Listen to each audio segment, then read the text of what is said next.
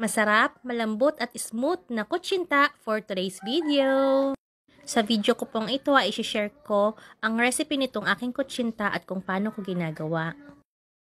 Hello po, magandang araw!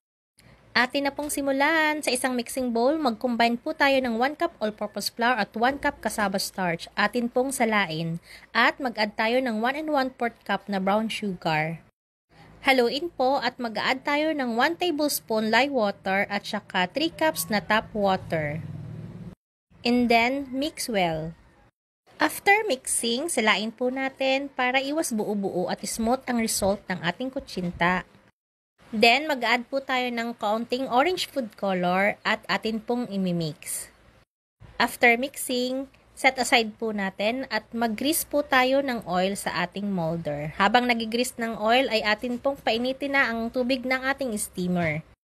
Kapag mainit na ang tubig ng ating steamer ay dun lang po tayo magsasalin ng ating mixture sa ating molder.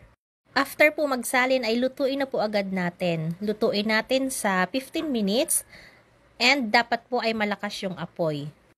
And see the result! Ang ganda po, pantay ang ibabaw at ang lambot niya. Yun lang. Thank you for watching. Bye!